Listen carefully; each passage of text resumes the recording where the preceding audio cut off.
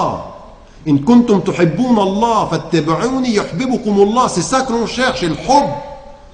On ne veut pas simplement aimer Dieu, on veut être aimé par lui, et c'est une relation d'amour. Et cet amour, il est basé sur la reconnaissance de nos manques à nous. Tout me manque et tout peut venir de toi. Cette pudeur-là, elle est fondamentale. Elle est vraiment de se regarder soi et de commencer le vrai travail de l'humilité. Et si vous n'avez pas de pudeur dans la solitude, vous n'aurez pas de pudeur dans la société. Vous voulez que je vous dise une chose? Allah subhanahu wa ta'ala sait votre pudeur seul dans votre salle de bain, et vous savez qu'il y a un lien quand vous êtes seul dans votre salle de bain et quand vous êtes seul à l'extérieur. Votre façon de vous comporter seul est une des preuves de comment vous allez vous comporter avec les autres. Parce qu'Allah subhanahu wa ta'ala, il ne vous quitte jamais. Jamais. C'est vous qui le quittez. Raison pour laquelle quand on sort des toilettes, on dit Ghufranak. On demande pardon parce que pendant ce moment-là, on l'a oublié, pour ce qu'on faisait. Mais Allah subhanahu wa ta'ala, il ne nous quitte pas. Donc cette première dimension de la pudeur, elle est cette dimension de la foi, la recherche, la reconnaissance qu'on a besoin de lui. Et ça, c'est très important que chacun et chacune, dans sa vie personnelle, vienne à cela, à comprendre, et taqwa, cette dimension de crainte dans l'amour, qu'on ne veut pas le décevoir parce qu'on l'aime. Et tout ce travail-là, c'est le travail que chacun et chacune doit faire sur son cœur pour atteindre cette humilité-là. L'humilité, la compréhension de la hawla wa la quwwata illa billah, la compréhension de notre rapport à Allah subhanahu wa ta'ala. Et c'est pas fini. C'est pas fini. La deuxième des dimensions, regardez. Allah subhanahu wa ta'ala nous dit dans le Coran, sanurihim ayatina fil afaqi wa fi anfusihim. C'est-à-dire jusqu'à ce qu'ils perçoivent que ça c'est la vérité. Qu'est-ce qu'on va leur montrer? Nous leur montrerons nos signes dans les horizons et en eux-mêmes. Dans les horizons, nous leur montrerons nos signes. Et c'est la deuxième étape. Après qu'Allah subhanahu wa ta'ala, et qu'on ait compris qu'il y a une première dimension de l'humilité, c'est une humilité du cœur. De savoir qu'Allah subhanahu wa ta'ala, sans lui on ne trouve pas la paix. Ça c'est de comprendre qu'il n'y a pas de paix sans lui. Et c'est le vrai travail. Ensuite, il y a une deuxième des dimensions. La deuxième des dimensions, c'est qu'Allah subhanahu wa ta'ala, qu'est-ce qu'il nous dit? Il nous dit, je vous montrerai les signes dans les horizons et en vous-même. Et là, il parle à quoi? Allah subhanahu wa ta'ala, il parle à notre intelligence. Regardez, il y a une pudeur du cœur et il y a une pudeur de l'intelligence.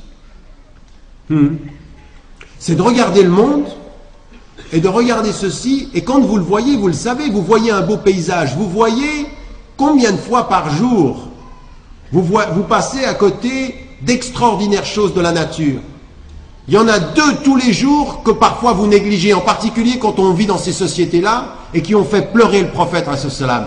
Le crépuscule et l'aube. Quand Bilal, radiallahu anhu, Bilal il vient le matin, il voit le prophète alayhi salam, il pleure. Il pleure.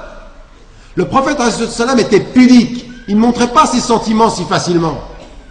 On voyait très peu quand il avait des sentiments, il l'exprimait peu. On pouvait le sentir. Quand il y avait de la rougeur dans son visage, c'était la colère. Et parfois il pleurait et c'était rare. Il évitait de montrer trop d'émotions. Eh bien il était étonné, pourquoi? Parce qu'il avait reçu ce verset.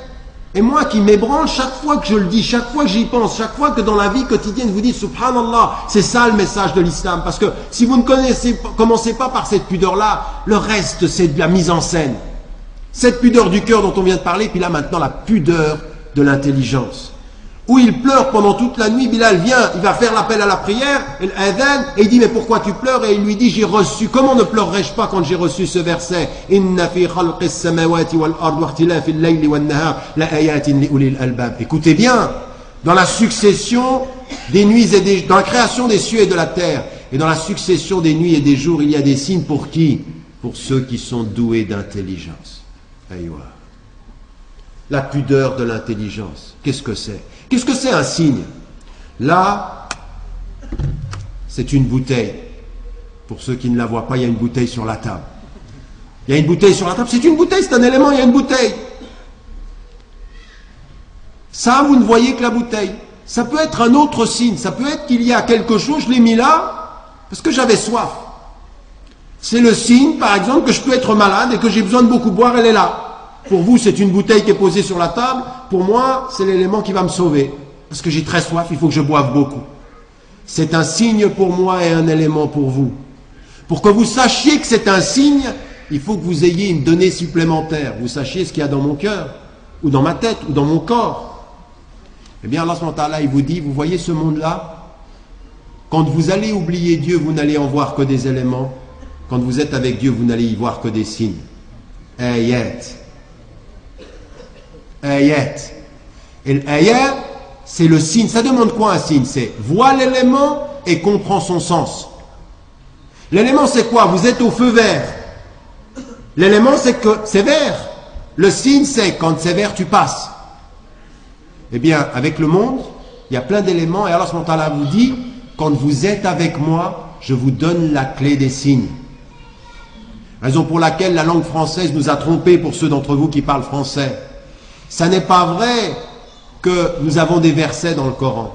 Il n'y a pas de versets dans le Coran. Verset, ça vient de versification, ça vient des psaumes de David. Le Coran, il n'est pas fait de versets. Le Coran, il est fait de ayat, signes. Sanurihim ayatina fil afaq, des signes. Et le livre, c'est des signes. Des signes, ça veut dire quoi? Ça veut dire tu lis le Coran, et au moment où tu dis le Coran, avant de commencer, A'oudhu billahi minash shaitanir rajim, bismillahir rahmanir rahim, tu es, par exemple, tout de suite, Alif, Lam, Mim, dhalika al-kitabu la rayba fi, hudan liman lil muttaqin, la budda min at-taqwa. Tu dois avoir le taqwa pour comprendre le sens. Ça vient d'où le taqwa? De lui, et c'est ce qui te donne le sens du livre. Tu comprends que le livre est un livre de signes si ton cœur est ouvert à comprendre son sens. Raison pour laquelle même les savants al-fuqaha vous disent, quand il y a istinbat al-ahkam al-tashri'iyya, c'est-à-dire vous extrayez les principes de l'islam, il doit y avoir le taqwa, il doit y avoir la foi. Celui qui vient et qui prend le livre comme ceci, comme certains font, il prend le livre, il te cite le verset, il te dit, mais moi je l'ai compris.